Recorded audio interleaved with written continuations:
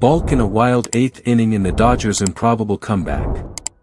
Los Angeles, Dodger Stadium shook. The packed home crowd went wild when James Outman tied the game on Bryan Abreu's pinch hitter in the eighth inning. A few pitches later, the confusion only grew when second baseman Junior Valentine struck out Astros right fielder Ryne Stanek, allowing Jonny Deluca to score for the Dodgers. Stanek and manager Dusty Baker both left in the bottom of the inning.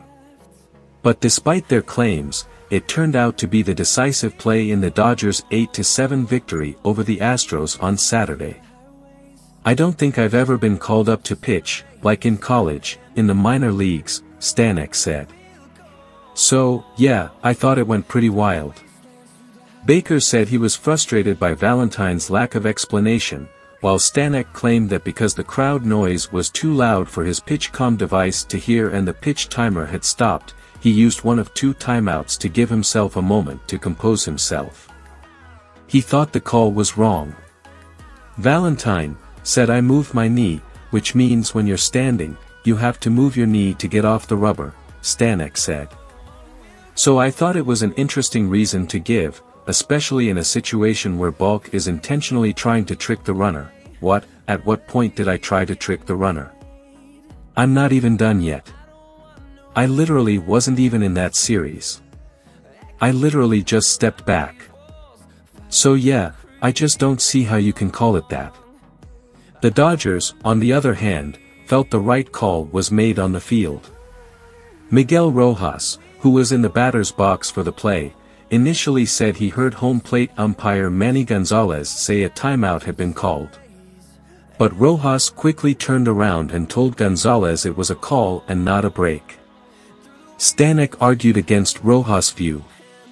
"From us," said Rojas. "It's a good break for us there." Dodgers manager Dave Roberts agreed with Rojas, saying after the game that he believed it was a clear setback for Stanek because of the movement in his left knee. The Dodgers had a similar game against them earlier this season when Phil Bickford was forced out with a minor knee sprain. "He got it right," Roberts said.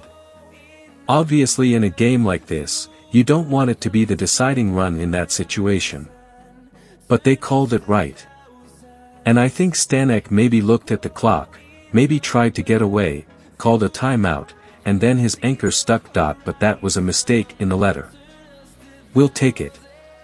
Regardless of what either side thought was the right call, it was a tough loss for the Astros after outscoring the Dodgers 13-5.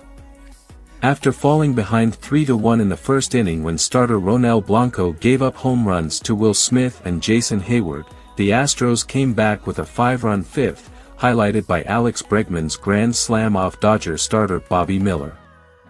On the other side of the ledger, it was one of the best wins of the season for the Dodgers, and they continued their comeback this week with their 4th straight win. While the comeback was the most contested play of the inning, Los Angeles put together an 8th-inning rally against Abreu, the Astros' top reliever. He walked Freddie Freeman, Smith and J.D. Martinez starts the inning. Hayward cut the deficit to 1 run with a sacrifice fly. Outman, who was in his longest slump as a major leaguer until Friday's 3-4 game, followed with a clutch RBI double that tied the game.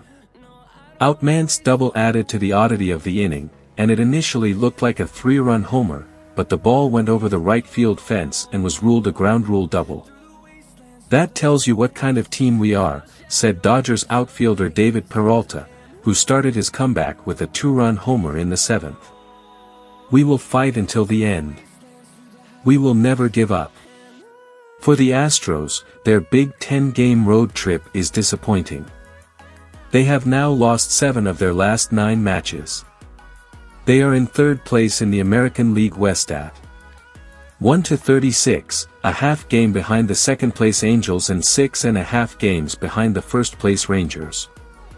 For a club that has spent the better part of the last 7 years dominating its division, this is an unusual place to be for nearly half a season. And losses like Saturday's only make it more frustrating. "It was really hard," Baker said.